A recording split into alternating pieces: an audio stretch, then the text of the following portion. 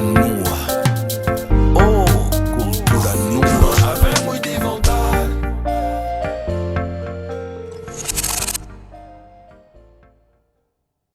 Mais uma vez, muito boa noite. Nós já estamos no ar, é o podcast Cultura Nua.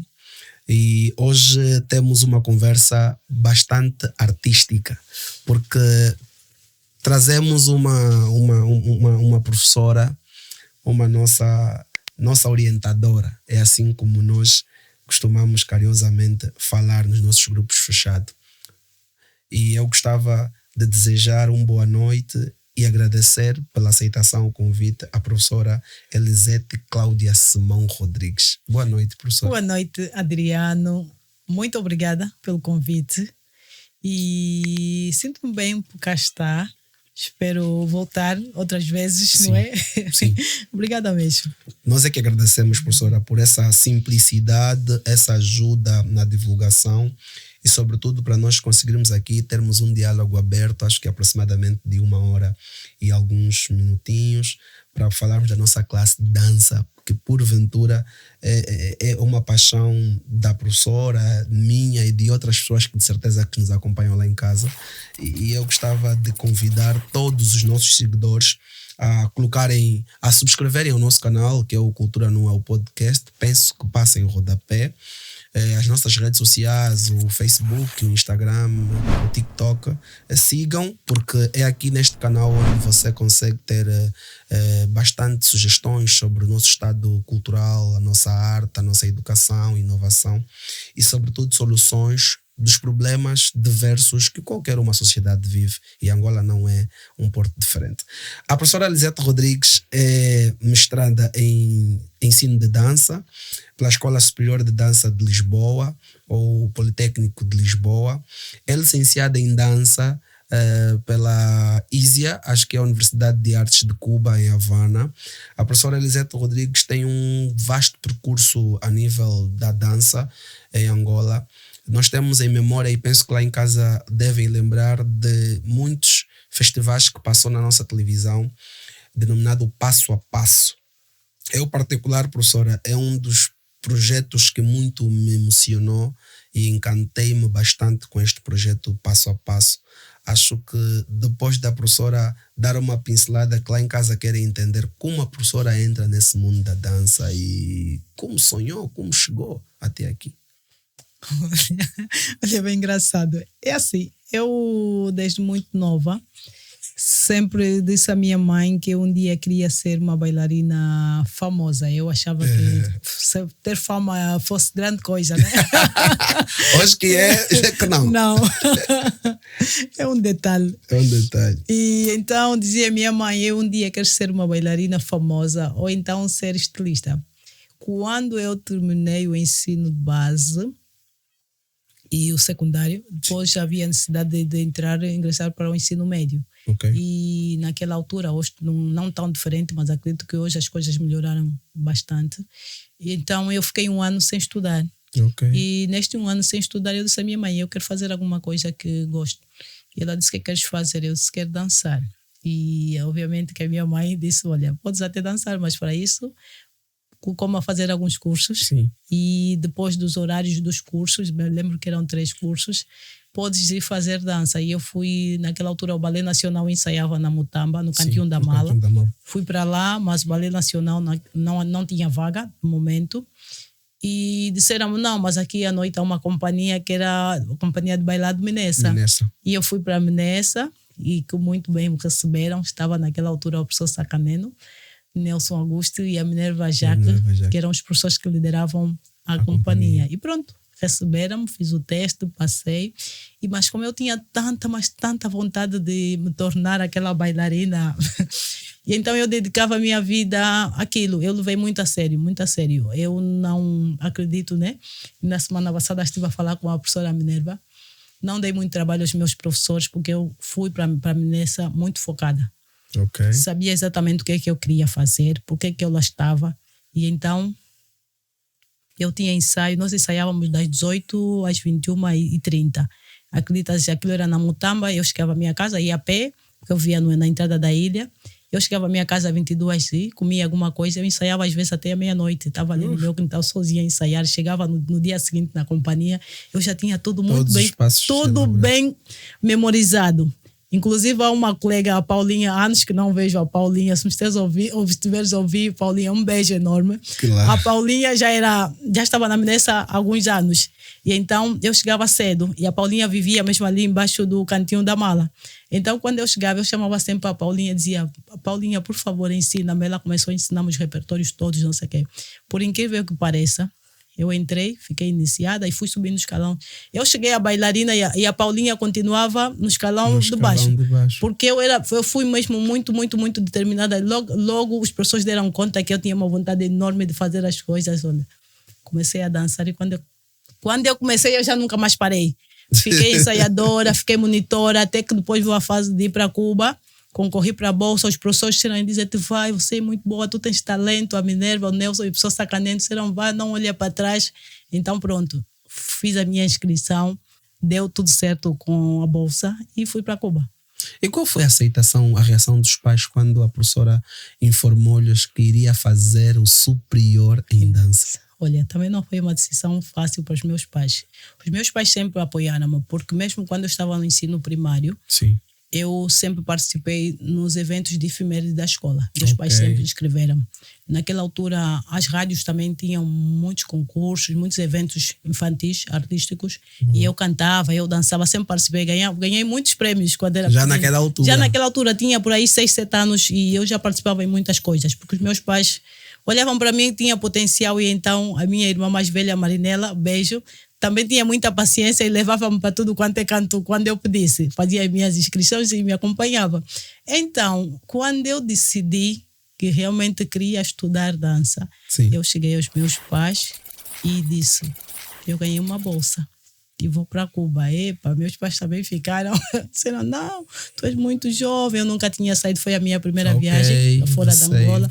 Vais sozinha, vais ficar em Cuba. Em Cuba também é um país onde era há internato? muita liberdade. Sim. Era internato? Sim, há muita liberdade por aí afora.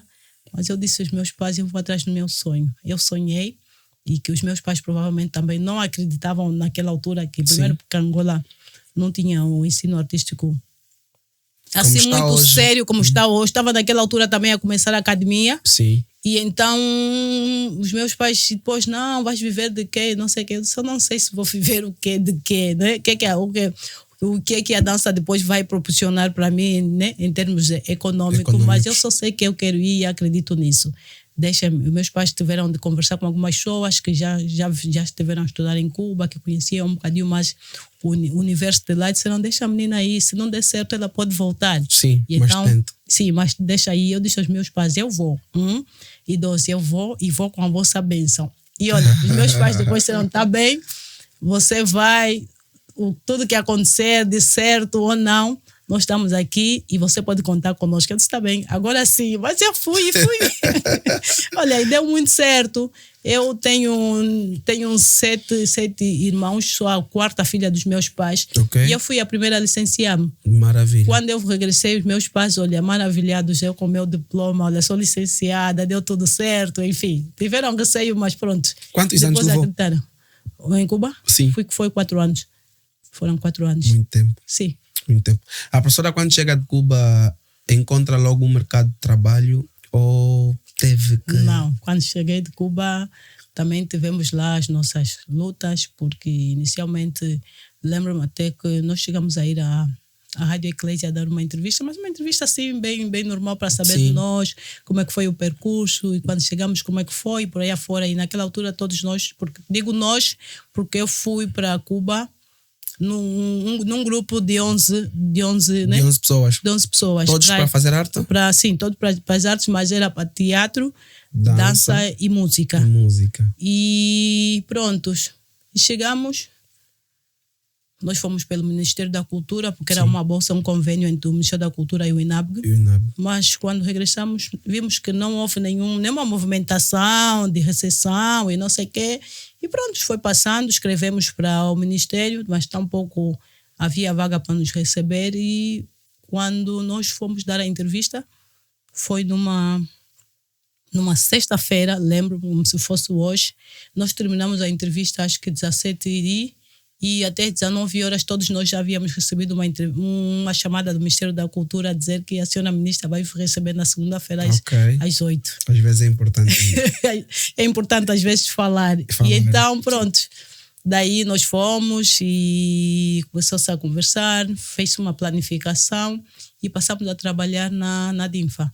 Ficamos na DINFA durante um tempo. O que era? Que era o Centro de Formação dos Artistas, ali na Academia de Luanda. Na Academia de Luanda, sim, era a DINFA. Sim. E ficamos na DINFA acho que 1 ou 2 anos. Depois inaugurou-se o CEARTE, fui para o CEARTE. Lecionei também durante um ano. O primeiro ano do CEARTE eu lá estive, mas a questão dos contratos que foi moroso. Tanto mais é que nós ficamos um ano a lecionar e não sabíamos se estávamos lá ou não, porque não havia nenhum contrato e depois conversou-se e vimos que não havia. Eu acho que não estavam tão preparados para reabrir na altura o CEARTE. Sim, não havia tantas condições e pronto, eu depois decidi sair do CEARTE, fui para a FAARTES. Os FAARTES, sim. Antes era ISARTE. Era ISARTE, Instituto Superior de Artes. Sim, né? fui para o ISARTE naquela altura, mas eu já trabalhava na televisão, era assistente do programa e era a coreógrafa do programa.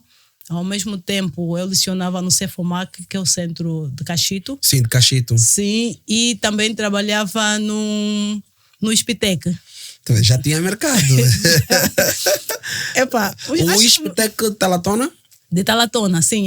Com arte lá? Sim, eles têm disciplinas extracurricular. Sim. Música, dança, teatro. E eu lá estava pela parte da dança. Sim, fiquei no Ispitec 2 anos. Até quando eu decidi sair. Sim, porque realmente foi uma experiência muito boa. Amei lá estar e foi um dos lugares onde eu senti-me muito bem remunerada pelo trabalho que fazia e havia respeito. Sim. Pela classe artística. Parabéns aí para o Ispitec. Olha, afinal de contas já vem a valorizar a questão artística, dança muito. Já. As artes, no geral, o Ispitec sempre reservou um lugar para as artes e da mesma forma que reserva para as outras classes, para as outras ciências. Sim, senhora, muito bem. Professora, depois desta experiência, sei que a professora também chefiou o Departamento de Inovação e Empreendedorismo da Reitoria da Universidade de Luanda, né? Que é só para ir lá em casa perceberem, a FAARTE hoje é a Faculdade de Artes dentro da Faculdade de Luanda, da Universidade de Luanda. Sim. Ontem era a ISARTE, era um instituto superior. Certo. Essa divisão não diria, agora essa inclusão, né? Incluíram o ex-ISARTE para o FAARTE dentro da Universidade de Luanda. Na realidade, o que aconteceu? A Universidade de Luanda tem precisamente 3 anos de existência. Sim. Ela é nova. E, obviamente, que uma universidade deve estar, né, acoplada a institutos e faculdades. Sim. E sentiu-se a necessidade de elevar a faculdade, o Instituto Superior de Artes para uma faculdade de artes, porque há outros projetos para a faculdade. E pronto, então depois da criação da Universidade de Luanda e da implementação do ISARTE na universidade, o que acontece? Depois disso, a Faculdade de Artes passou, o Instituto Superior passou a ser a Faculdade de Artes. Sim. E, na realidade, quando nós fomos para a Universidade de Luanda, foi na altura em que eu estava em Portugal a fazer o mestrado em ensino da dança, e quando eu cheguei já tudo estava feito e organizado. Maravilha. E tão logo cheguei, recebi o convite, não é, do magnífico reitor, Dr. Alfredo Boza, a quem eu agradeço pela oportunidade. Sim, senhora. Para então estar ali na reitoria da Universidade de Luanda, onde eu fiquei 1 ano e 7 meses a trabalhar e a chefiar o Departamento de Inovação e Empreendedorismo. Foi uma experiência muito boa. Terminou recentemente, porque agora... Não, por um motivo bom também. Também não é? Bom, maravilha. Sim. Na realidade, o que acontece? Nós queremos agora criar uma companhia de artes da Universidade de Luanda. Boa. E então o reitor da universidade, Dr. Boza, acha que eu sou a pessoa indicada, ideal para coordenar, não é, a Companhia de Artes. Então, eu agora passei por uma outra missão. Que vai coordenar... Sim, a Companhia de Artes da Universidade de Luanda. E pronto, quando eu fui para a reitoria, foi um desafio muito grande, porque eu nunca fui muito ligada a trabalhos administrativos. Sim. É mesmo prática. E é uma prática. Vamos assim dizer, tiraram-me da minha zona de conforto. Sim, e fui para lá. Mas foi muito bom, porque ao mesmo tempo, como eu era a coordenadora da agenda cultural da Universidade de Luanda, sim, e dentro do Departamento de Inovação e Empreendedorismo, isso cabia, casa perfeitamente. Sim. Então foi bom, porque eu cresci como pessoa, desenvolvi, aprendi e conheci novas pessoas. Olha, eu tenho novos colegas, novos amigos, que tudo isso foi proporcionado por eu estar ali, não é, naquela cadeira e ocupar aquele lugar. Então foi um casamento ótimo. Perfeito.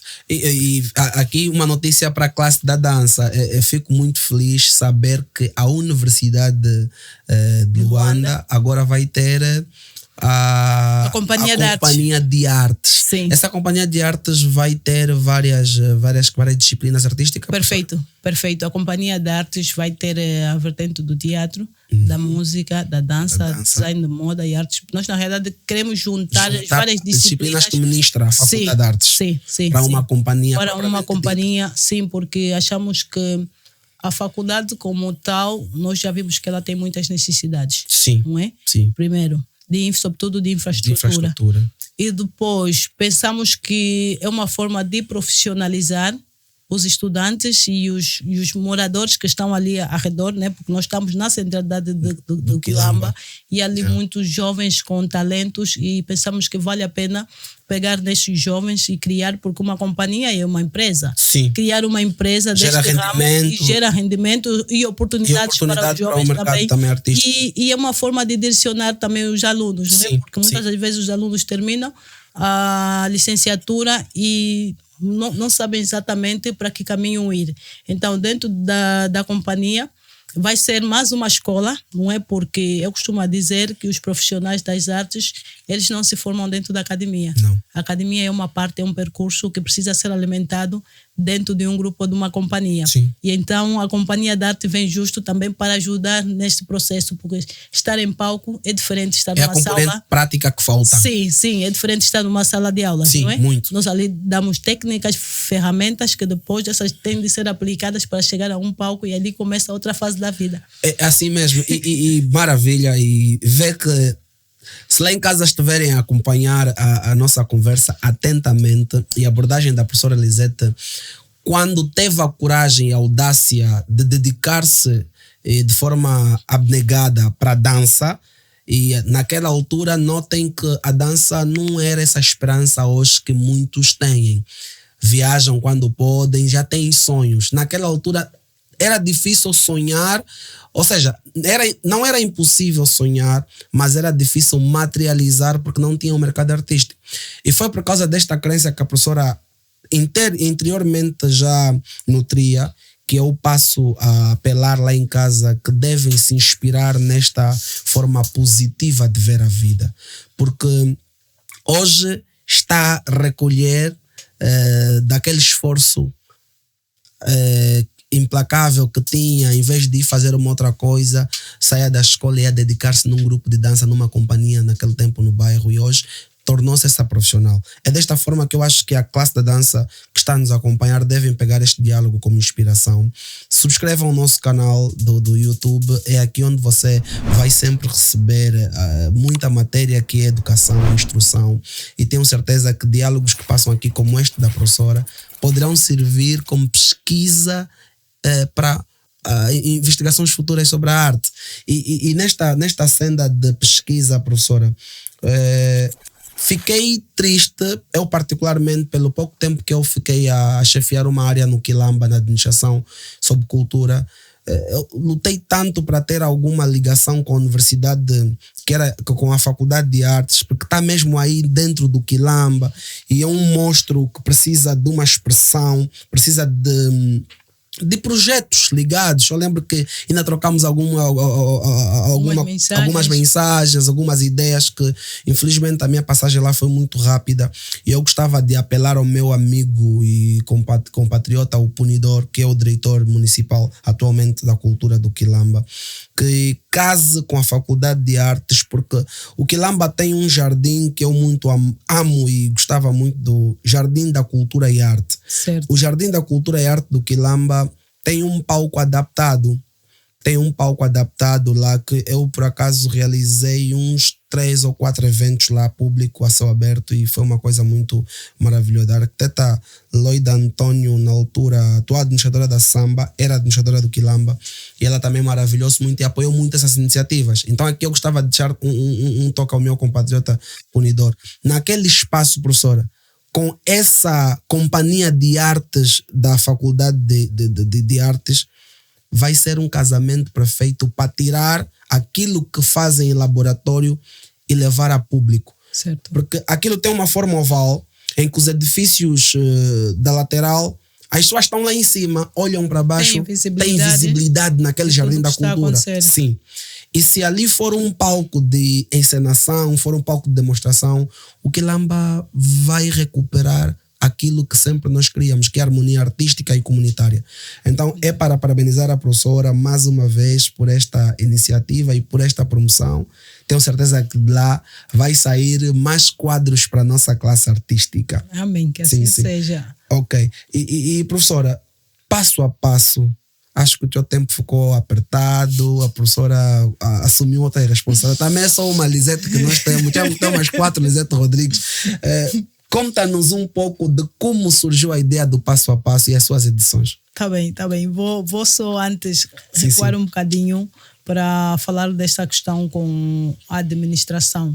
Olha, na verdade, a Faculdade de Artes tem um grande interesse em poder manter, né, um convênio com a administração. Eu sei que os meus colegas também já lá estiveram em determinados momentos a tentar este casamento, mas acredito que precisa ser amadurecido, precisa que tanto a Faculdade de Artes como a administração do Quilamba possam estar juntos de facto e materializar algum projeto, e que esse projeto possa ser levado para a rua e de facto os moradores do Quilamba poderem usufruir desse projeto. Muito de bem. Facto, o Quilamba é uma zona ótima. A ideia de nós criarmos a Companhia de Artes é porque nós sentimos que estamos num local onde há um número elevado de pessoas que de facto precisam de beneficiar-se de tudo que está ali dentro do Quilamba. E uma das coisas que lá tem é mesmo a Faculdade de Artes, e nós queremos muito envolver os moradores do Quilamba na nossa faculdade, porque o Quilamba não tem, tirando as áreas de restauração, há ali poucos atrativos, quase não há para as pessoas, não é? Fora desse ambiente. Então a Faculdade de Artes, criando uma companhia, será oportunidade para os jovens que gostam de atuar, para as meninas ou os rapazes que queiram ser bailarinos, quem gosta de cantar, porque nós queremos desenvolver ali projetos, e uma das coisas que queremos fazer é projetos que estejam ligados a temáticas que têm a ver com a África e com Angola, porque sentimos que o nosso mercado carece disso. Muitos dos jovens conhecem pouco a história de Angola, pouco se sabe da África. E então, dentro da criação artística, é muito fácil você conseguir pôr o jovem ali sentado, não é? De alguma forma entretido, mas ele está tendo um entretenimento que vai trazer informação. Então, com as artes fica muito mais fácil você poder contar uma história atrativa, e muitas das vezes a história até pode ser dramática, mas muito bem elaborada. As pessoas acabam de consumir a informação e culturalmente estamos a desenvolver o nosso país. Então este é o grande desafio da Companhia de Artes. Eu estou a contar, obviamente que estou eu como coordenadora deste projeto, mas tenho os meus colegas com quem vou trabalhar, porque não se faz nada sozinho, e obviamente que eu também não tenho tanta informação das outras disciplinas artísticas como tenho da dança, então preciso mesmo do suporte dos meus colegas, e obviamente que vamos estar muito gratos se a administração do Quilamba puder juntar-se a nós, porque vai ser tudo mais fácil. Em tempos havia um projeto que que tem a ver com projeção de vídeos na rua, não me lembro o nome, e que se queria fazer ali na Faculdade de Artes. Não aconteceu porque não havia esse casamento entre a administração, a polícia e a faculdade. A própria Faculdade de Artes, no Dia Mundial do Teatro, queria fazer um evento ali o Largo do Agostinho Neto. Sim. Por acaso. Sim, e então queríamos começar ali do Largo e depois fazer uma procissão e ir até a Faculdade de Arte. Nós não conseguimos fazer porque a administração também não chegou a responder a tempo. Sim. Opa. Então, eu penso que aqui precisamos, a administração precisa agir, a Faculdade de Artes precisa agir e acredito que juntos vamos sim conseguir trazer um bom retorno para a comunidade toda que vive no Quilamba. E precisamos mesmo. Maravilha. E aqui eu tenho certeza e temos algumas pessoas seguidores deste canal que, como o Dr. Helder Alexandre, que é o secretário-geral da Administração Municipal do Quilamba, é um seguidor fiel deste podcast e tenho certeza absoluta que está a chegar aqui este recado. E naturalmente nós entendemos administrativamente os processos às vezes são burocráticos e devem seguir essa modalidade e muitas das vezes um documento remetido às vezes não é respondido e acaba ferindo essa harmonia institucional, porque são duas instituições públicas que deveriam ter um casamento perfeito. Mas aqui fica também algum recado. O administrador atual, o Dr. Arlindo Santos, também é muito flexível à arte, ele é também muito sensível à arte. Por acaso ouvi falar do atual administrador e falaram muito bem dele, da disponibilidade e da vontade e da resposta rápida, não é? Com todos os pedidos que são levados à administração do Quilamba. Sim, vamos fazer o nosso pedido e aqui oficialmente estamos a pedir este encontro com a arte no Quilamba. E o senhor administrador Arlindo Santos, após este nosso pedido, tenho certeza absoluta que junto com o nosso grande punidor, uma pessoa sensível também a todas as artes, vai ter um casamento mais eficaz entre a arte no Quilamba, porque, como a professora disse muito bem, todo J, todo G, temos restaurantes que não estamos a dizer que não sejam tem a sua importância, tem o seu valor, obviamente. Sim, mas a arte aí dentro vai trazer aquilo que muito nós precisamos, que é a harmonização, a inserção da comunidade com os assuntos sociais no seu todo. A professora falava aqui da ideia de mostrar a África ao mundo. E uma das coisas que também poderia se levar bastante em caso, o Quilamba vive em problemas comunitários como qualquer outra comunidade. Estamos a falar da questão do saneamento, a questão do mau uso dos esgotos, das sarjetas, melhor dito, as sinalizações horizontais, verticais, a desorganização, desordem dos motoqueiros na toda a cidade. Tem muitos problemas lá que, se notarem, poderá levar aquilo como arte nas diferentes modalidades. Sim. Teatro pode representar isso, a dança pode representar isso, as artes plásticas podem representar isso, e vai de forma direta ou indireta ajudar dentro daqueles eixos administrativos da própria administração. Quer dizer que a administração municipal do Quilamba ganha muito mais investindo na Faculdade de Artes. Com certeza. E esse investimento não é tão difícil para a administração, porque há eixos políticos dentro dos parcelares orçamentais das administrações para apoio das questões culturais. Com certeza. E, por exemplo, às vezes fica muito difícil para a própria administração, não é?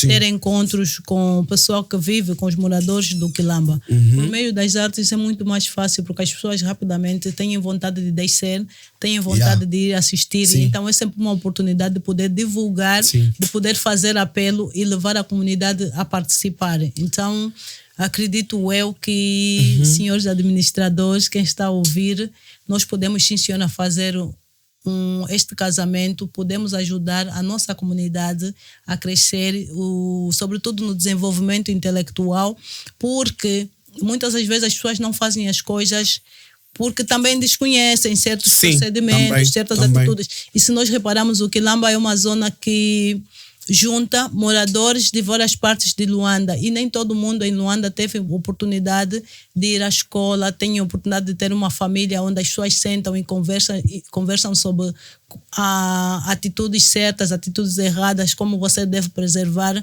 o ambiente que está ao teu redor, como você deve tratar do lixo, como as pessoas podem tratar das pontes aéreas e tudo. Mas tudo isso se pode conversar. Com as artes fica sempre muito mais fácil apelar e tocar a sensibilidade das pessoas. Sim, é verdade. É muito bem verdade. Muito bem verdade. E de certeza que deste programa sairão chamadas, convites de todo o pessoal administrativo que aqui nós enunciamos, Dr. Helder Alexandre, secretário-geral, o nosso mano punidor da cultura, e até da área também do desporto. Estamos a falar aí do nosso mano Franklin. Todos esses de certeza vão coisa. Professora, o Passo a Passo começou onde? Olha, um festival. É muito engraçado. O Passo a Passo, ele começa porque eu fui uma vez assistir um festival de teatro na Liga Africana. E não sei, eu estava ali a assistir e de repente veio-me assim a cabeça: Lisete, por que tu não podes fazer alguma coisa para dança? Porque o Passo a Passo começou em 2016, eu terminei a minha licenciatura em Cuba em 2011 e já estava um bocadinho mais tranquila, não é?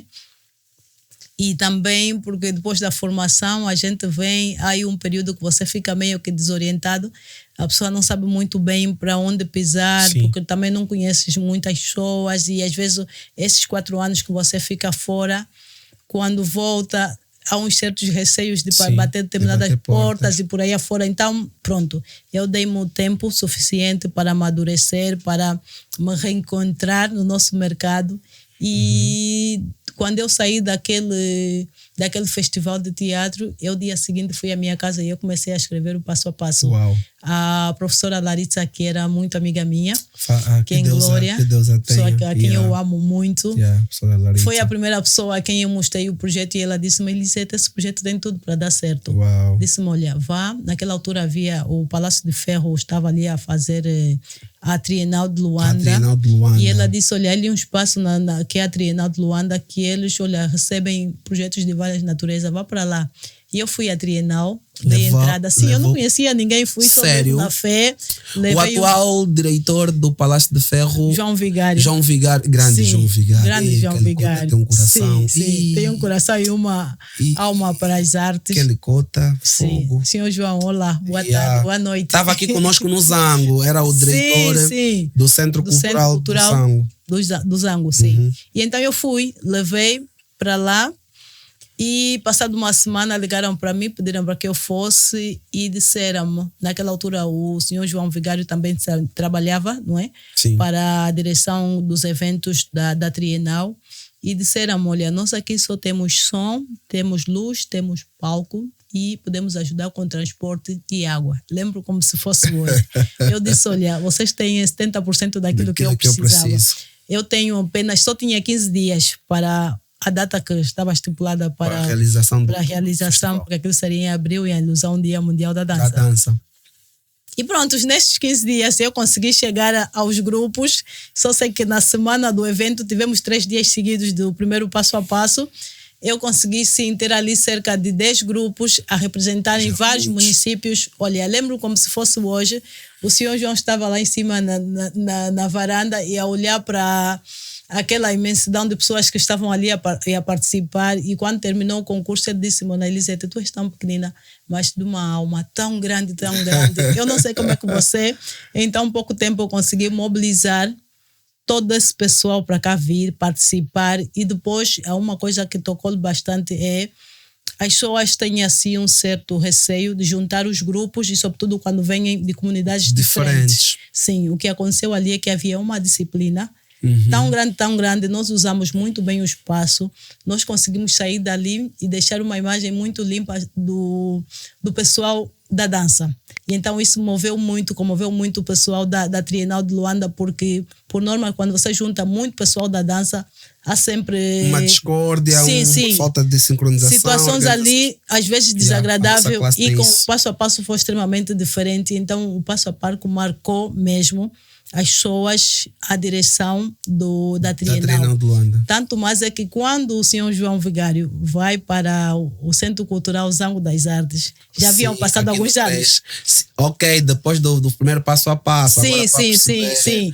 Então ele liga. Aí foi a segunda edição. Ali foi a segunda edição, porque sabemos que cá os projetos raramente conseguem dar seguimento, porque os apoios são muito limitados. Quase não existem, né? Sim. Aquilo que é gota no oceano. Sim, tu vais para um lugar e te diz, olha, nós aqui não temos nada, olha, nós não conseguimos apoiar, enfim. E então o senhor João, quando vai para o Zango, chamou-me, lembrou de mim, do projeto. Ok. Disse, professora Elisete, eu agora estou aqui a dirigir esse espaço e tenho certeza que o passo a passo vai ter um espaço enorme aqui dentro. Olha, eu já estava um bocadinho desanimada. Sério? Eu acho que o senhor João teve que ligar para mim umas 2, 3 vezes a dizer, professora Elisete vem, professora Elisete vem. A terceira vez eu fui. E quando eu lá cheguei, estava uma senhora que trabalhava com o senhor João e disse, senhora Elisete, a professora está tão famosa, és tu, tão pequenina. Eu disse, sim, sou eu. E conversamos com o senhor João e naquela altura, depois do meu primeiro passo a passo, passado acho que 2 anos, eu organizei o projeto e dei entrada à televisão pública, porque eu queria ter um espaço ali, porque um dos objetivos do passo a passo era transformar o passo a passo num conteúdo televisivo. Ok, sim. E então eu fiz a primeira edição e senti que era um projeto que tinha tudo para ir para a televisão e ser vendido na televisão para todas as pessoas. E então pronto, eu dei a entrada do projeto à televisão, né, na fé que fosse aceite.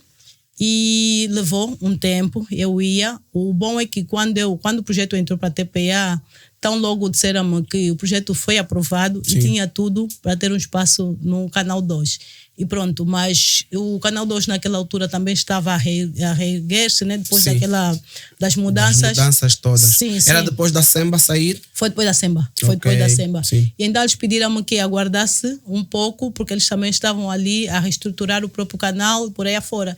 E eu esperei o tempo que foi necessário, e foi um tempo mesmo longo. Mas eu fazia questão de, em 3 meses, dar um salto para saber se já havia alguma novidade. Resposta. Não, professora, pode aguardar, mas nós temos certeza que vai dar tudo certo. Não, professora, agora não, mas mais um tempinho.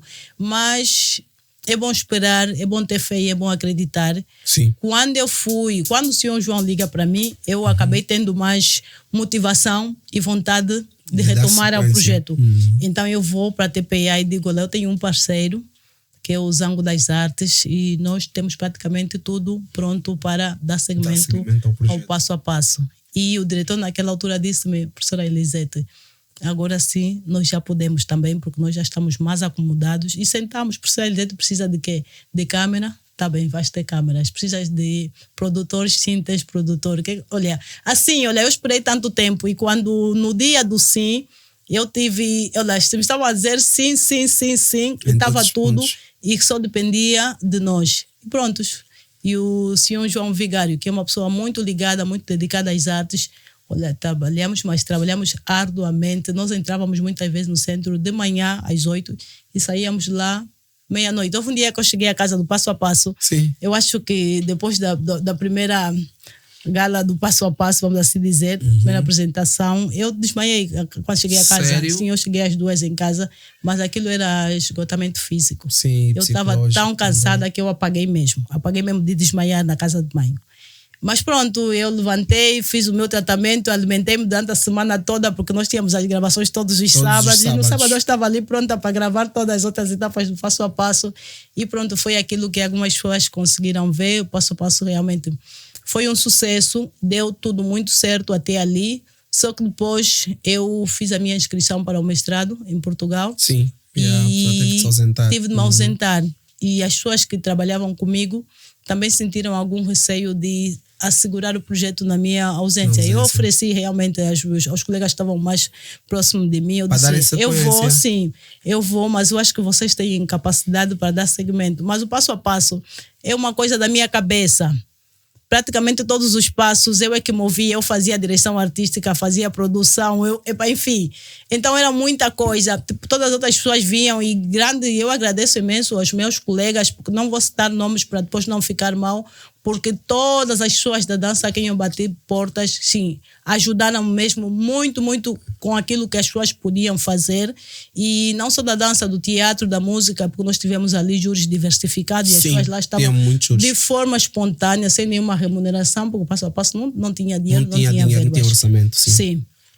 E pronto, e nós fomos, aconteceu o Passo a Passo, só que com a minha ida em Portugal, aquilo acabou por não dar seguimento, mas eu agora este ano, porque também estou há 2 anos desde que voltei, mas no princípio do ano eu já estive à televisão, porque agora há uma nova direção e graças a Deus pela 2ª vez aceitaram um projeto e pronto, nós estamos agora nessa senda porque quero que o projeto obviamente dê seguimento, mas precisamos também de mais qualidade e que as premiações também estejam à altura das pessoas, ao nível das pessoas. E então, esse é o grande problema, porque cá em Luanda, não vou falar de Angola, conseguir apoios é muito difícil. É muito difícil. As pessoas às vezes dizem, não, que os artistas, porque não têm projetos, porque não. Eu não acredito nisso. Existem projetos ótimos. Não estou a falar só do meu Passo a Passo, porque tenho muitos colegas com quem eu lido diariamente e sei que são pessoas que extremamente inteligentes, são organizados, têm projetos muito bem estruturados, mas infelizmente nós não temos uma estrutura governamental, não é, que acredite piamente no desenvolvimento artístico. E então isso acaba que reduzindo a qualidade das artes e de alguma forma fazendo com que os artistas não consigam ou tenham muita dificuldade econômicas, acima de tudo, para poderem viver das artes, não é? A professora, tocou numa questão muito real e às vezes nós quando lamentamos ou reclamamos sobre isto somos conotados de forma diferente, mas não é por uma intenção pejorativa a quem dirige as nossas classes culturais, mas é pelo facto de ser mesmo verdade. Mas eu penso que o problema do pouco desenvolvimento artístico não tem só a ver com as pessoas que estão extremamente ligadas às áreas das artes da cultura nacional. Eu penso que esse é um problema do desenvolvimento, de um plano de desenvolvimento do país. Sobre cultura. Sobre cultura, não é? Porque... E às vezes eu fico assim, e não é só que seja um problema só das artes, porque mesmo a nível da educação, mesmo a nível da saúde, que são áreas, não é? Sim. Primárias, para o desenvolvimento de qualquer país, ainda também temos muitas debilidades. O ensino artístico especializado, ele é novo. Ok, o nosso governo está a fazer alguma coisa. Nós temos hoje o SEAT, né, está ali, e a tirar pessoas para o mercado de trabalho. Temos a Faculdade de Artes, que também, obviamente que em termos de infraestrutura, a Faculdade de Artes precisa muito, porque nós estamos alocados num espaço... Adaptado. E então, a Faculdade de Artes, ela já tem 10 anos, vamos fazer agora 11 anos de existência, e até hoje nós não conseguimos sair daquela estrutura.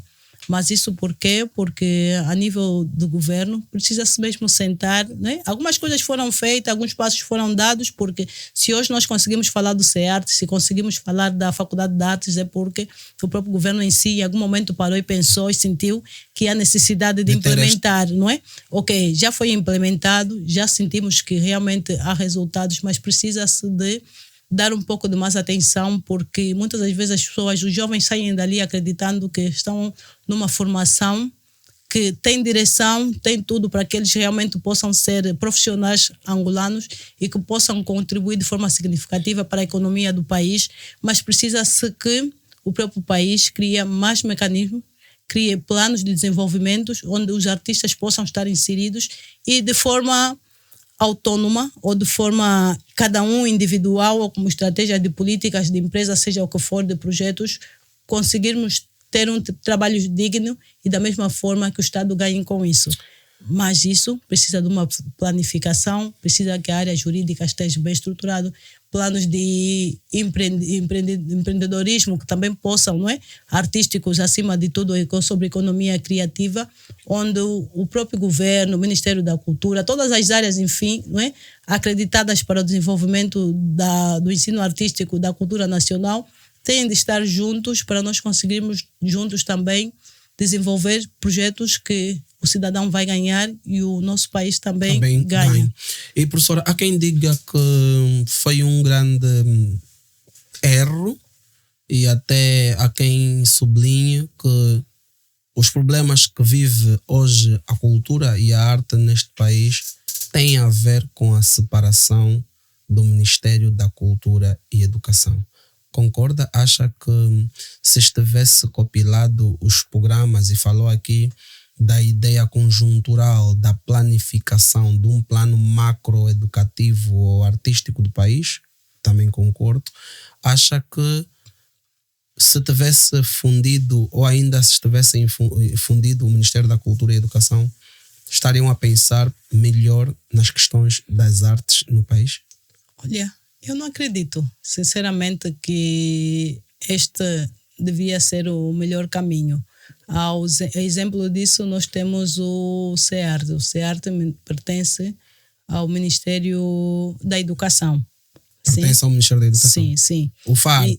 O CEART. O FART faz parte do Ministério do Ensino Superior. Ministério do Ensino Superior. E até hoje o CEART ainda também tem muitas necessidades, tem carência de professores, a infraestrutura em si precisa de adaptações, mais de melhorias, de cuidados, mas para isso precisa de ter um financiamento, um orçamento.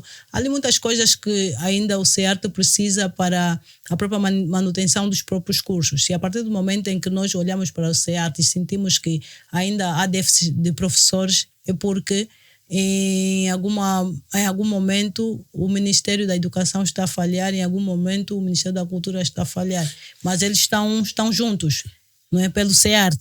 Então é por ali, professora. Eu não acredito tanto que a junção dos dois é que vai trazer os grandes resultados. Não acha que a professora que está dentro do FART já esteve no CEART, sim, melhor que nós para dizer o que já viu e que sentiu. Não acha, nunca sentiu que quando o CEART quando o Ministério da Educação tem de atuar pelo CEART, às vezes atua isolado. Quando o Ministério da Cultura tem de atuar para o CEART, às vezes atende isolado, porque vezes há que sentimos, era com a associação, tinha um problema que o CEART vivia, não sei se já foi comaltado, a questão da locomoção dos estudantes. O CEART, para lá em casa perceberem, o complexo escolar artístico, não é? Complexo escolar artístico hoje é politécnico. Sim. Está no Camama. Sim. Aí dentro do Jardim de em Rosas. algures do Jardim de Rosas, né? Uhum. E de lá para a estrada principal, os estudantes percorrem muita distância, sob riscos inúmeros. Sim. Não é? E acho que lá nem tem o ensino noturno. Não tem ensino noturno, não tem como haver ali. E falta de iluminação, pavimento, os acessos, não há segurança. O transporte para a locomoção desses estudantes. E eu já nós batemos portas como associação e nos disseram não, é o Ministério da Educação, e outros disseram não, é o Ministério da Cultura, porque quando é para resolver a bola, nunca sentiu isto? Olha, é assim. Eu tive uma passagem pelo CEART e foi o primeiro ano de existência do CEART, e então também era o meu início de carreira, tudo muito novo. Uhum. E não entendia de muita coisa. Não sim, é? Sim. Hoje eu já não estou dentro do CEART e não posso falar com tanta propriedade se estão realmente juntos ou se cada um age por si só, não sei. Sei apenas que a questão da locomoção do transporte para os estudantes já foi acautelada. Eles hoje têm ali os autocarros, não é? Que apoiam na entrada e saída dos estudantes para o CEART, até onde eu sei. Sei que o CEART, neste momento, uma das maiores dificuldades que tem é mesmo dos professores de especialidades que ainda estão em falta. Mas eu penso que o sucesso ou o insucesso tanto do CEART como da FART não está na junção dos dois. Eu penso que está acima disso. É uma questão do nosso governo em si pensar num plano, e esse plano obrigatoriamente ser exigido, porque aqui em Angola é assim, não é? Sim.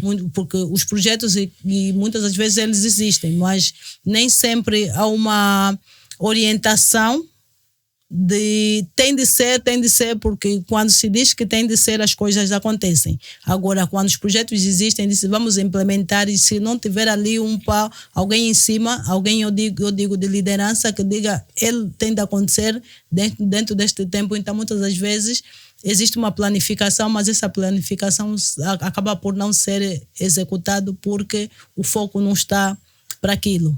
Então, eu acredito que precisa-se sim de se sentar, mas é importante que a liderança do país tenha, acima de tudo, essa vontade, e para que as coisas realmente possam fluir e acontecer. Por parte dos artistas, das pessoas envolvidas, ok, nós temos vontade, nós queremos que as coisas aconteçam e nós estamos aqui a fazer o possível para que as coisas de facto possam ter esse rumo, porque sentimos que no meio de tudo isso os maiores beneficiados seremos nós, não é? Que a nossa arte vai se desenvolver, que nós, enquanto profissionais das artes, possamos encontrar um espaço no mercado onde nos possibilita, não é, desenvolver a nossa economia, desenvolver a nossa profissão, e sem muitos apertos, porque precisamos realmente de ter uma folga. O artista precisa de acordar e sentir que tem a luz paga, que tem a água paga, que os filhos têm uma moradia digna e que, se amanhã, quando partirem, conseguem deixar alguma coisa para os seus filhos. Então, isso aqui, por mais que os artistas façam a sua parte, mas que se o governo não tem um plano que ajude, né, na contribuição disso, nós acho que não vamos conseguir também grandes coisas. Sim, porque tem a parte do cidadão e tem a parte que o Estado ou o governo tem realmente de responder e fazer. Professora, a maior parte das pessoas que eu particularmente tenho dialogado sobre as diversas problemáticas da nossa classe dança e sobretudo da cultura no país, repetem e confirmam que projetos, como a professora também afirmou, projetos, leis, normativos sempre existiram, e o país sempre teve pessoas ligadas de coração e alma para as vertentes culturais. Um dos nomes que muito soa para todos é o ex-ministro Boaventura Cardoso, que muito elogiado pelos projetos e que diziam que ele preocupava-se com a arte como a ele mesmo. E ela deixa de dizer que o CEARTE foi um dos projetos de Boaventura. Maravilha. Sim. Então isso é só sinal prova de que nós mais jovens, mais meninos que na altura não participamos desses projetos de forma direta, devemos aqui sublinhar que não é o senhor Boaventura que tem saído falando. Eu já, como disse atrás, inúmeras pessoas nos diálogos abertos sublinham o nome de Boaventura Cardoso. Eu trago essa comparação para questionar a professora. Não acha que os dirigentes, muitos dos dirigentes das pastas sobre gestão e política sobre a cultura, é que têm se despido do amor e da verdade do próprio artista hoje? Por exemplo, há orçamentos outrora que eram ditos, hoje não são vistos. Há projetos que tu só ouves que aconteceu, materializaram-se, juntaram grupo daqui e da acolá. Mas outro exemplo, e passando já a palavra à professora, o último FENACULT, que todos lamentaram a nível do país, disseram que houve orçamentos, escolheram produtores próximos de uns, distantes de outros, e realizaram. Quem participou, quem não participou.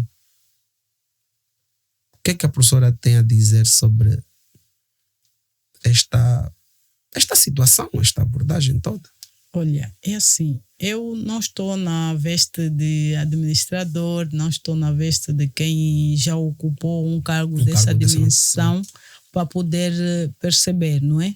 Porque às vezes do que eu ouço é que muitas das vezes os orçamentos que são cabimentados para determinadas coisas, eles muitas das vezes só estão mesmo no papel, porque no físico nem sempre eles acontecem. Se acontecem se foi cabimentado um valor em janeiro, às vezes o outro valor só vai chegar, só vai cair em julho, em dezembro. Então você, que é o gestor principal, muitas das vezes também não têm como Desdobrar. poder resolver as coisas, porque aquilo que foi prometido, aquilo que está escrito de lei que deve ser cabimentado para para esta e aquela ação, acaba muitas das vezes não chegando com a regularidade que deveria ser para que as pessoas de facto pudessem resolver determinados problemas. Então, eu penso que aqui nós não é muito correto acusar acusar aquilo.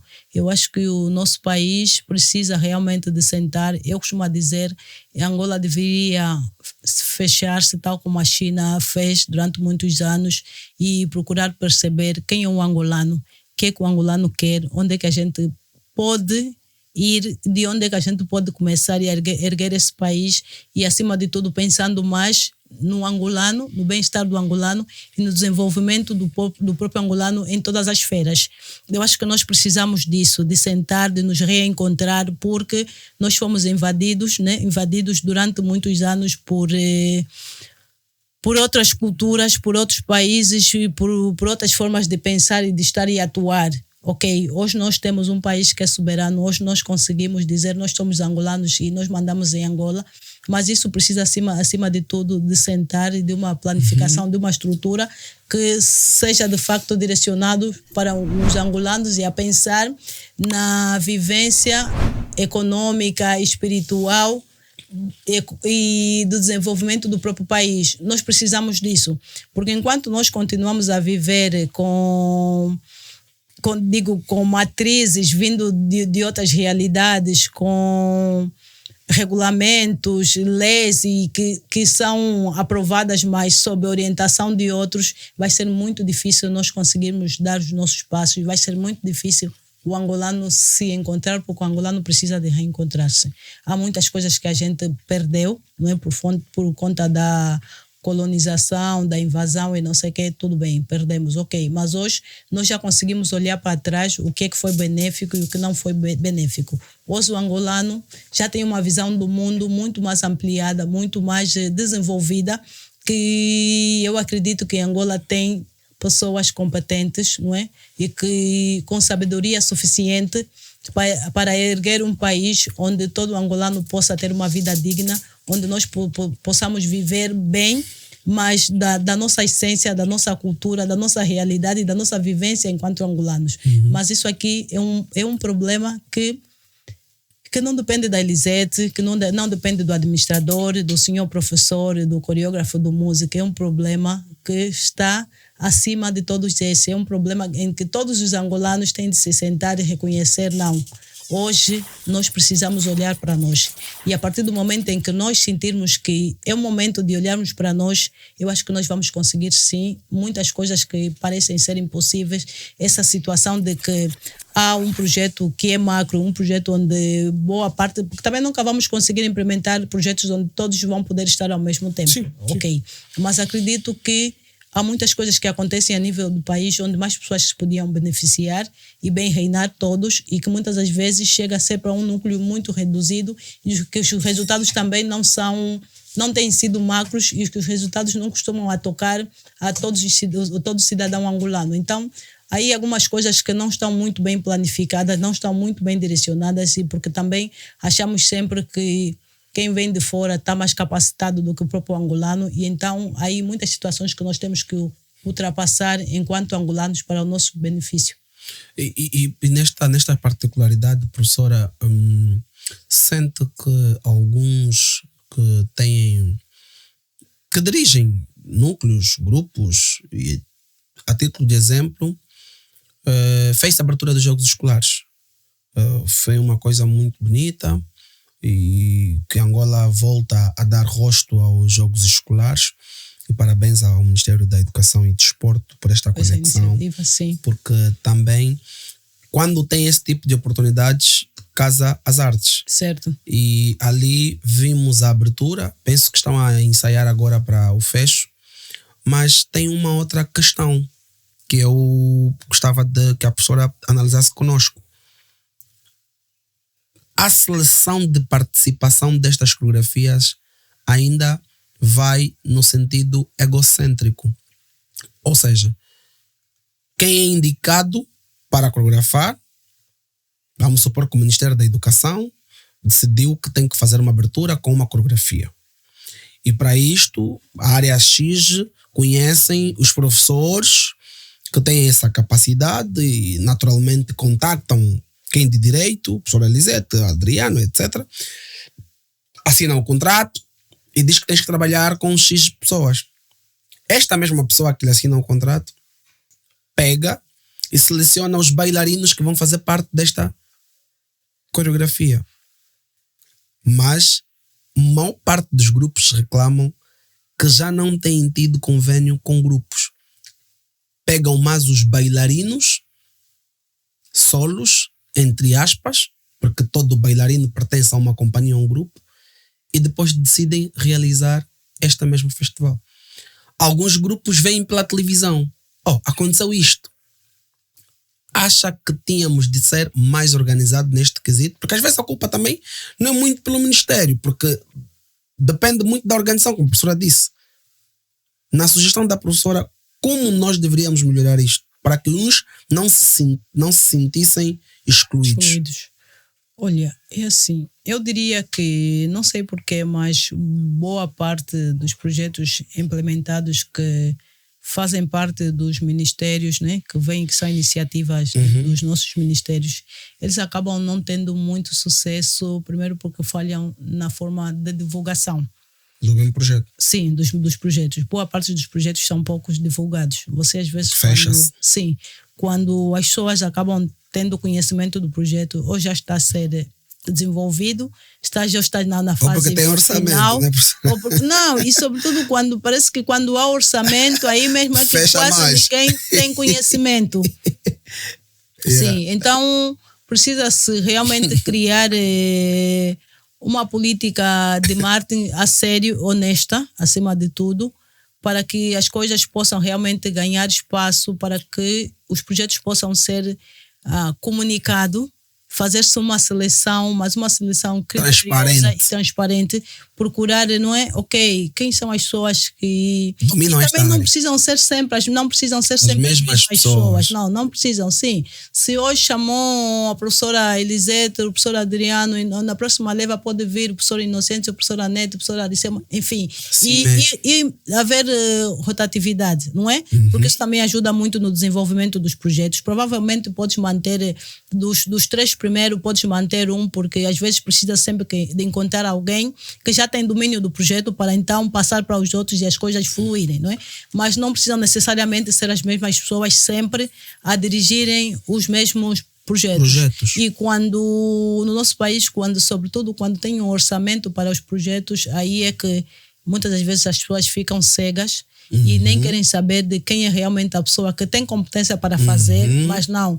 Como o Adriano é mesmo meu amigo, ele que vai conhece um pouco, vamos hoje a chamar o Adriano e o Adriano fica aqui. E então o que é que vai acontecer? Como o Adriano provavelmente não tem muito conhecimento, muita desenvoltura sobre a matéria, ele vai poder fazer até aqui. Depois esse projeto acaba não tendo andamento, porque não foi criada uma equipe, não é? De pessoas que entendam bem de marketing, de pessoas que entendam de estrutura, pessoas porque é assim, as pessoas têm valências diferenciadas, há pessoas que nascem com dom para pensar, mas têm dificuldade de implementar. Assim e então, você quando vai criar um grupo, tem de pensar em todos esses aspectos. Quem é a pessoa que é criativa? Quem é a pessoa que tem dom do pensamento, que vai dormir e quando acordar vai trazer aqui uma ideia inovadora? Porque existem os idealistas, mas o idealista nem sempre é muito bom na prática. Na execução. Então, tem sempre de haver esse equilíbrio. Quem a gente chama para isso, quem chamamos para aquilo e simplesmente assim.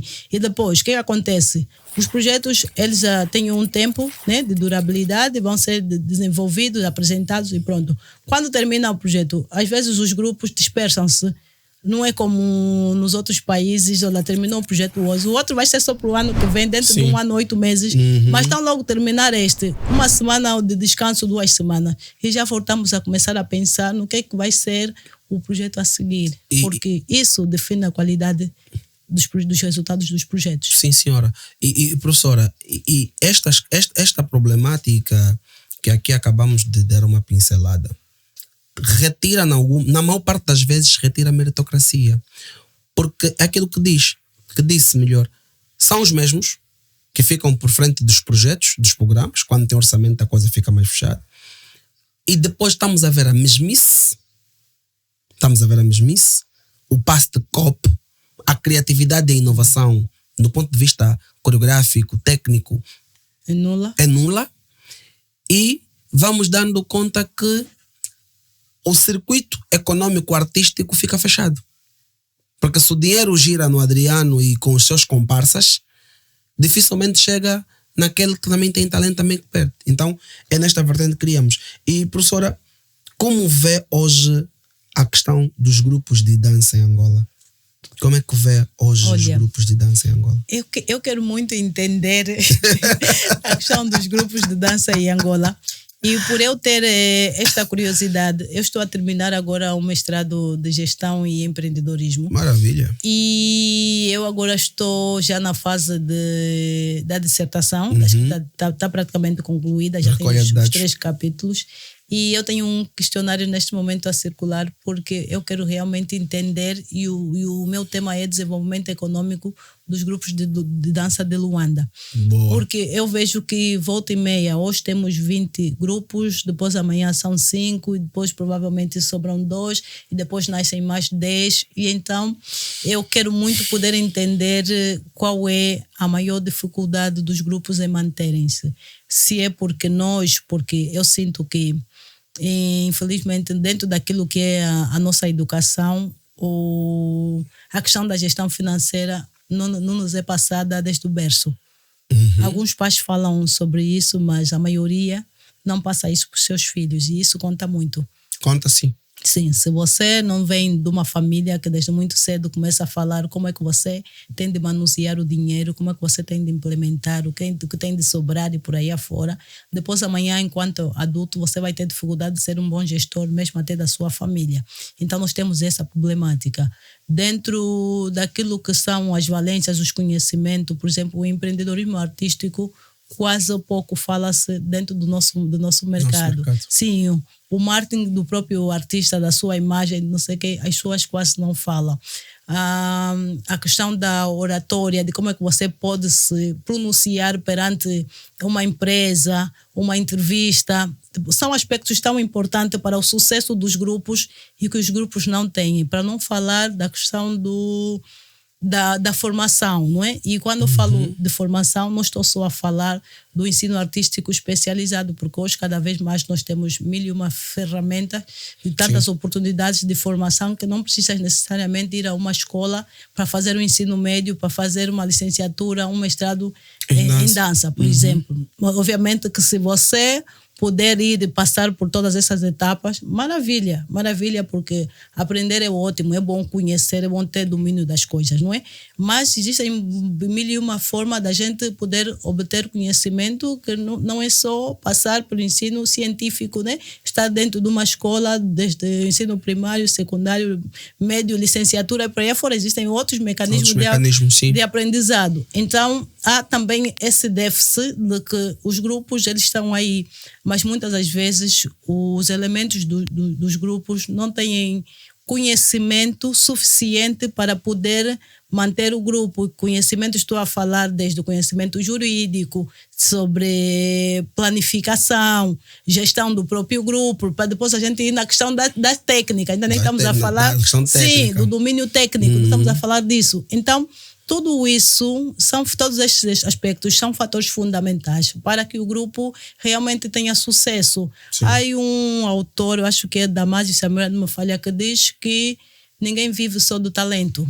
É impossível você viver só do talento. E eu vejo que ainda existem muitos grupos, muitos jovens que acreditam, não, eu sou muito talentoso e é tudo que precisa. Eu sou bom nisso. Não, é mentira, é mentira. O próprio talento precisa de ser alimentado, precisa ser alimentado com teoria, com outras práticas, com outras técnicas, precisa estar no meio de pessoas que têm outras visões, precisa de alimentação para a criatividade. Tudo isso são fatores para um desenvolvimento, seja do indivíduo ou de um grupo.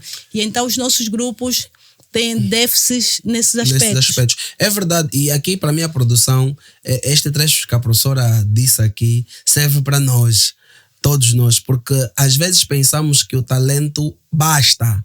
Com talento eu tenho tudo. Não. Se você não ter como a professora disse, outras valências auxiliares ao talento, você não consegue viver ou desenvolver o seu talento. Por isso é que tem pessoas que têm uma boa dicção para jornalismo, mas infelizmente não de tem língua sucesso. Portuguesa sabem pouco. Sabem pouco. Logo tem uma boa dicção, tem uma excelente voz, mas você nunca vai conseguir ser um jornalista porque a tua língua portuguesa não está capacitada. Não está capacitado. És um bom fotógrafo, és um bom produtor um bom editor de vídeos, és um bom coisa, mas não tens muitas técnicas. Não tens muitas técnicas, não tens responsabilidade, não tens assiduidade, não tens compromisso. Disciplina que muito é um elemento fundamental. Então não se alcança.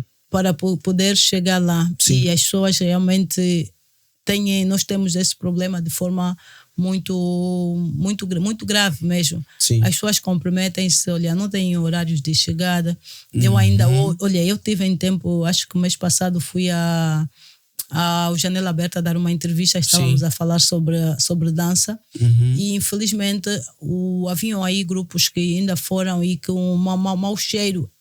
Olha, é assim, a nossa profissão é muito séria, ela é uma profissão muito bonita. A higiene no grupo. Sim, e eu digo que, e ao contrário do que muita gente pensa, que quem faz formação dentro das artes tem toda a probabilidade de dar errado. Eu digo o contrário. Quem faz formação na área artística tem toda a probabilidade de dar certo, independentemente do país em que estiver. Até mesmo dentro desta Angola, onde há poucos financiamentos, poucos apoios institucionais e por aí afora, mas ainda assim, eu acreditei na formação artística, sou formada em dança, tudo que sei fazer profissionalmente é ligado à dança e até hoje em nenhum momento eu arrependi-me da escolha que fiz. Então, se eu, Eliseto Rodrigues, consegui e vivo, e vou dizer que graças a Nzambe vivo bem pela dança, eu acredito que todas as outras pessoas podem também chegar até onde eu cheguei ou acima disso, mas temos de ser disciplinados, temos de ter conhecimento, temos de acreditar no nosso talento e temos de necessariamente investigar sempre, ler, procurar outras pessoas, porque às vezes nós também queremos nos fechar porque achamos que somos detentores do conhecimento e que a gente sabe o suficiente. É mentira. É sempre bom você poder ouvir um bocadinho, porque mesmo até para aqueles que são formados, né, no ensino artístico especializado, quando eu fui à minha escola, na minha turma eu era a única angolana. Obviamente que se eu me juntar ao Adriano, a outros professores, eles estudaram em outras áreas, estudaram em outras escolas, com professores diferentes. Então, com certeza que eles têm sempre uma dica diferente que o meu professor não me ensinou, que eu não aprendi. E às vezes até há coisas que eu aprendi, provavelmente eu não dou tanta importância e que eles dão importância de forma diferente e pode ser um acréscimo ao meu saber. Então, o ser bailarino é uma responsabilidade muito grande, é uma profissão que nós temos de acreditar, que nós temos de levar a sério, mas levar a sério é isso, sermos pontuais, temos de ler, ter planificação, entender da área jurídica, de empreendedorismo, de gestão de grupo, gestão de pessoas, porque temos que qualificar as pessoas, ensinar as pessoas que quando nós vamos em determinados meios, falar baixinho, se vais a algum lugar pedir licença, dizer bom dia, boa tarde, cuidar da higiene pessoal, da imagem, do vocabulário, porque os bailarinos têm de saber falar. Porque não basta só que o meu corpo fale por mim, não é? Porque o meu corpo vai falar por mim quando eu estiver em cena, quando eu estiver em palco. Mas quando eu sair dali, obviamente, provavelmente, terá ali um câmera, alguém que queira fazer uma entrevista a mim e eu tenho de estar capacitado para poder falar daquilo que é o meu produto, daquilo que é a minha profissionalização, que é um aspecto que eu vejo que muitas pessoas que intitulam-se ser profissionais da dança e ainda têm déficit, que não é por mal, gente, é investimento. É só investimento que a gente vai fazer para nós. E então, esse investimento tem de ser levado de forma séria, porque se você, enquanto profissional da área, não acredita, não se capacita, os outros que estão lá fora também são livres de acreditar ou não. Muitas das vezes as pessoas olham para mim e perguntam: és formada em quê? Eu digo: eu sou licenciada em dança, sou mestre em ensino da dança. E quando eu digo isso, as pessoas já olham para mim de forma diferente. Sério? Sim, sério.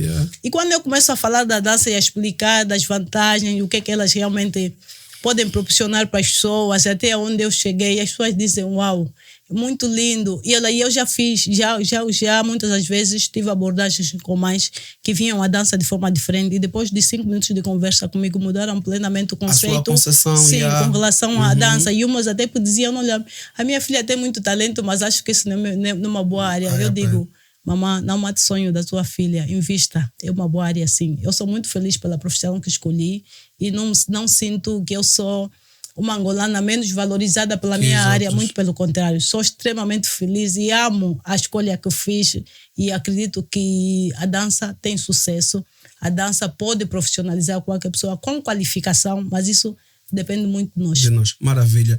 E olha, a produção, a Regis está aqui a falar ao meu ouvido que já temos mais de 1 hora de programa. Não estou a acreditar, porque eu nunca fiz um programa que eu próprio não dei a conta do tempo a passar. Não é por ser da dança. Talvez seja por isso, porque olha, o meu questionário não esvaziou, produção. Não esvaziou. Eu estou aqui, tenho mais de 2, 3, 4, 5, 6, 7, 8. Acredito. Mais de 17 questões ou intervenções por fazer para a professora dizer. Não cheguei no íntimo do ser da professora. Não chegamos na questão. É produção. Ou vocês remarcam um outro programa com a professora Lisete, porque estamos em 1 hora e 15 minutos. Já. Ainda agora, produção, dê-nos mais pelo menos. Acho que consegue nos dar 15 minutos mais ou 20. Ok. Mais 10 pelo menos, né? Estamos a fechar. 7 minutos.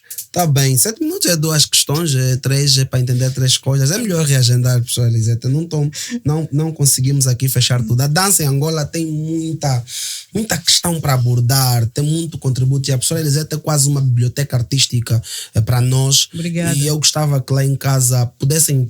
Subscrevam mesmo, deem mesmo like ao sinal, ao canal, partilhem mesmo esta entrevista com outros grupos de dança, outros grupos do WhatsApp que têm do Facebook, porque você quer despertar o teu colega, o teu camba, o teu amigo que também faz dança, que também sonha chegar até um patamar elevado da dança. É com este diálogo construtivo, educacional, sobre tudo o que nós devemos aprender. E, professora Lisete, eu acho que formou muitos jovens na dança até aqui e muitos não continuaram, muitos desistem. Um dos teus meninos que eu muito lhe aprecio em palco, o Castigo. O Castigo, sei que passou uma boa temporada num CDC Angola, né? A Companhia Dança Contemporânea de Angola, da professora Ana. Da professora Ana Clara Guerra Marques. E também sei que, infeliz, não digo ser feliz, infelizmente ele imigrou, está no exterior do país, mas ele está bem, por acaso.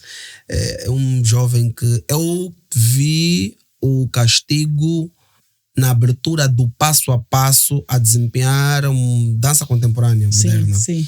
E o Castigo. Antes de ver o Castigo aí naquela companhia, conheci o Castigo no Sacdila. Sacdila era um grupo folclórico do Kazenga. No Centro de Artes do Kazenga, o nosso Animarte.